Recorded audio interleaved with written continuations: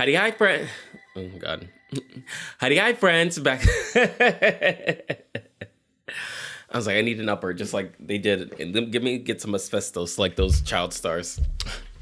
Howdy, hi, friends. Welcome back to my channel. I hope you've been having a wonderful time. We are going to jump back into some Reddit relationship advice. Let's see if I can help some of these miserable people out. Someone's like, Jonathan, you're single. You're the miserable one. Your mama. Story number 1. Okay, for this story we have, how do I, 30-year-old female, pretend like everything's fine while a 38-year-old male is cheating on me? Pretend. You can lie to yourself, but don't lie to Jesus. All right, hello, throwaway because he knows my main. Oh, so you're just playing a hard game. What if he finds this one? Dangerous, girl. You're in danger, girl. I love Coraline. I found out last year my husband was cheating. I found messages on Discord from a girl he was playing a game with. Ironically, the one he met me on.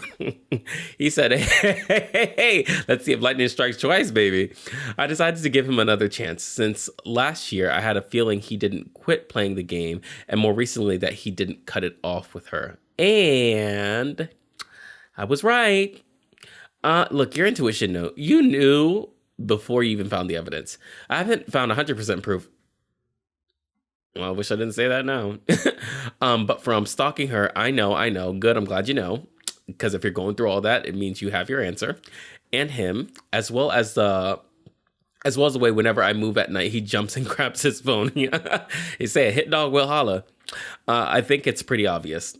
Unfortunately, I am not in a spot where I can leave him yet. Oh, I can't wait to hear the wonderfully supportive and real reasons that she's about to give us. I have a loan to pay off. All right, I'm listening. And once it's paid, I can afford to, but until then, I'm stuck. Okay. I don't know if I'm necessarily convinced of that. I know people where it's like, I'm not in a financial situation, but I need to leave. They've been able to find a roommate for a short term. Do you have any kids? We'll see if you say if you have kids. But if you don't have kids, finding like a roommate, even if it's short term, sometimes moving back with family, there's other options that you could be able to explore, even if it's not ideal. Let's just keep that in mind. I can't afford to, but until then, I'm stuck. How do I act like everything is fine? Unless I outright catch him, he will never admit to me he's cheating. And I'm fairly certain he would delete everything off his phone before giving it to me. Well, girl, just find it when he's not. Well, if you're waiting until he's asleep and he tries to grab it when he's asleep, you'll be able to find it. He'll get sloppy. They always do. Either way, I can't really do any of this until I have my loan paid off. Well, how long is that? It's different. Like, if you're like, I have a year to pay it off, I'd be like, I could, it's frustrating, but like, I could figure it out for a year. If you're like, it's like 3 years in the making, no. Then I also don't trust you, because I'm like, if you're really that unhappy, the loan is just an excuse. The loan is a red herring. The loan, put that on the screen. The loan is a red herring. You're trying to make us believe that this is the thing that's keeping you in here, when I fully believe that it's something about you being connected to this man. I genuinely think that. Because if you really didn't want to be there, you'd find a way. And sometimes that's not an option. I get that. But something in my spirit's telling me that it is an option, but you're like, no. But how do I sleep next to him acting like everything is fine? I don't know. If you can't do it, then you need to figure something out. Look at him, sleep with him. He disgusts me, and I always knew it could be better, but love and all that garbage. See, you always knew it could be, I could do better. All right, I should read that over then. Take 2. Sleep with him? He disgusts me. And I always knew I could do better, but love and all that garbage. See, and I was like, that's why I'm like, you still don't believe that you deserve better. And it shows. It shows. The loan is just a red herring. I will not be replying to anyone that says just leave him. I literally cannot. If I'm assuming this should say if I move in. If I move in with my parents, I will lose my job and have to take a pay cut, which will F me over. That don't make no sense. If I move in with my parents, I will lose my job. What job do you have that you can't move in with your parents? I'm going to assume it's a situation where she maybe works in a different town and she like walks to work in this. I have to create this whole scenario, which tells you how like likely true this is. I live in this town. I don't really have my own car. But I can walk to work, and that's how I get to work, to be there on time and all that stuff. My parents live an hour away, and I don't have my own car, and I wouldn't be able to use theirs. And so if I took this job, I wouldn't be able to keep this job, and I'd have to get another job. It said you'd lose your job, but then you have to take a pay cut. Do you have multiple jobs?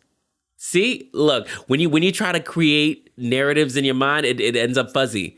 You can't move in with your parents. Why not? Why not? Because even if you have a loan and you're saying, I'm moving in with my parents, but like the money I was paying on rent, right? Because you're paying the loan and then I'm assuming you're paying rent and some other things. The money you were going to be paying for rent, you can now use to get a car payment. And it doesn't have to be a new car. It can be a used car. But if that's your issue for transportation, then that issue is solved. You didn't say that they live in another state. You didn't say that your only person here is family. And I know why you didn't say it, because it's not true. Omission of the truth. I have a good job. I just consolidated debt and put a fast track to be paid off. I get that. And you don't want anything that's going to risk that. But you didn't give a good reason why you can't move in with your parents. In fact, that's the best reason moving in with your parents. You're like, why am I paying for this place with this man that doesn't love me and that's cheating on me when I could be saving money to pay off my loans faster by living with my parents? You got other reasons. You just not listening here. I just need to be able to get through next year and a half. And okay, at least it's a year and a half. But if you complain like this, I'm trying to hear it. Neither are your friends. When I caught him last, I said if I caught him again, I would assume we were in an open relationship. People are funny. Not haha funny, but funny. I would assume we were in an open relationship and find my own side piece. But I am not like him. I can't do that. Why would you even say that in the first place? Because you make it sound like, yeah, cool, now that's a viable option. That's what I got. That you're so desperate to be with me that if I decided to cheat on you again, you would just say, okay, but you're not going to find anyone because you have low self-esteem. So you'll just be okay with me having this person. And maybe you do find someone, but I'll make you feel guilty about it. And then you'll leave him. That's the game. That's what's running through his mind. He's like, why? Why even bother? Why? God, what do I even say? You're not ready to leave. One of the comments says, get a second job on the evening and weekends. You can pay, yeah, like you'll be able to pay off the loan faster, and then you could leave him sooner, and it limits your daily interaction with him. I would say that's actually, I think a couple of them are saying that actually. It's a second job, gym rat. They're giving ways that you could get out and like make more money. None of that matters because you don't want to leave. You don't want to leave. Yeah, and you can't convince me otherwise. The fact that you said, I can't move in with my parents, I'll lose my job and take a pay cut. And you didn't say any reason. I can't move in with my parents because they don't live close to me. They're in another state. They said I can't. We have a bad relationship.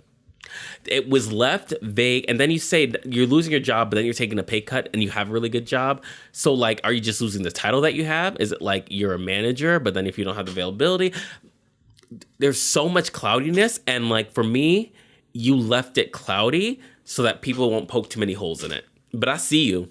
I see right through you. It's a shame. It really is.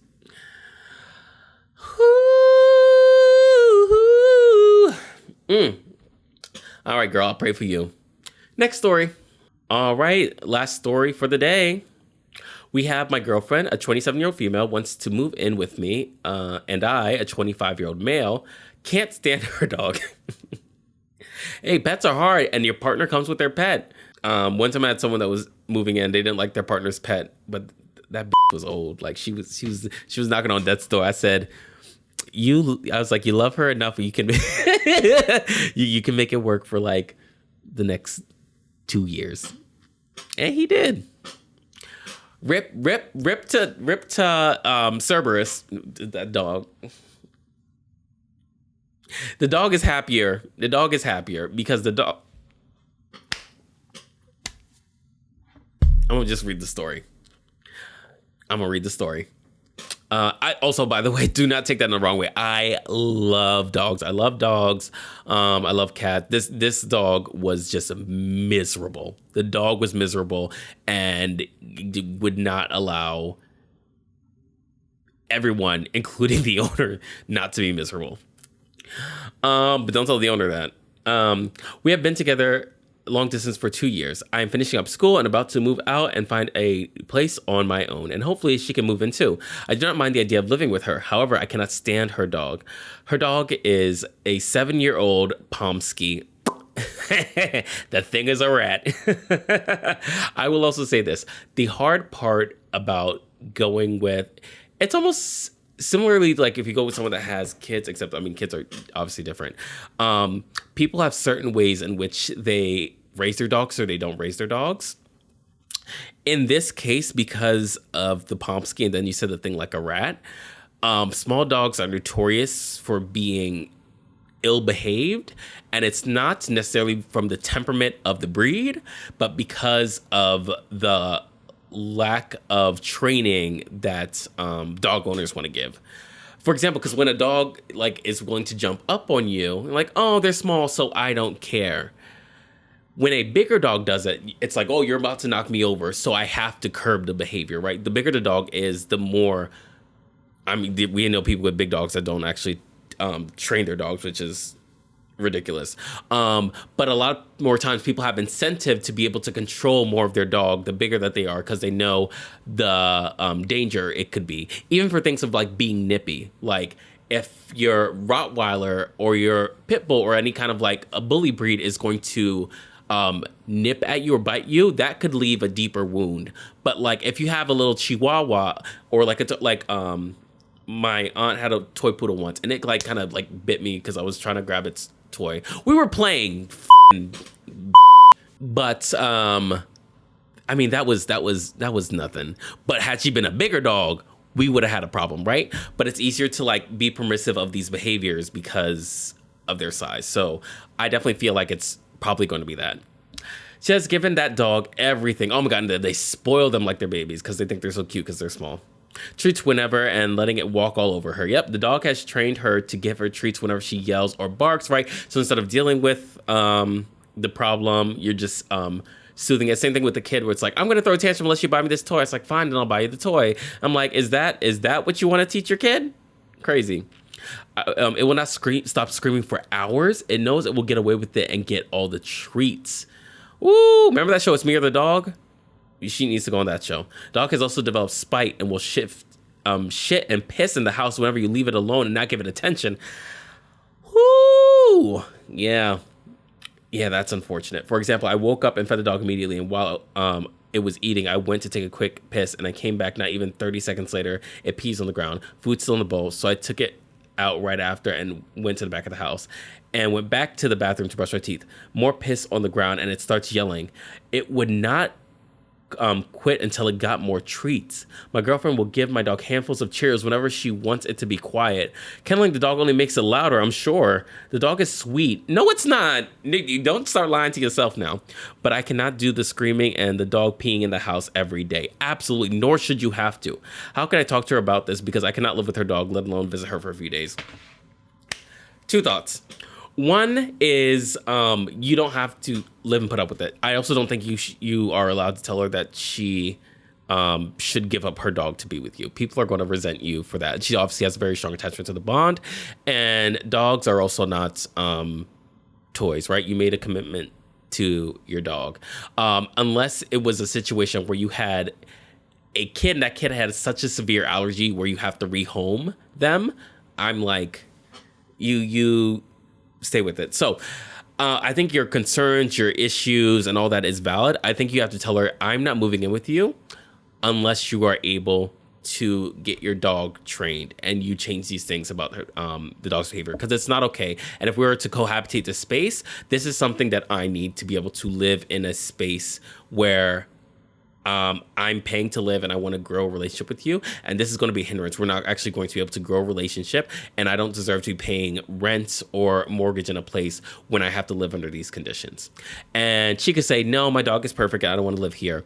And that will then show you that that's just a mindset about how she views things of like, this thing is right. I don't have to be challenged. No, these things are okay. Because what do you do if you have a kid? And she's also like, my kid's always right. And your kid ends up being a demon. What is it like when you start to call her out on stuff and she's like, no, wrong.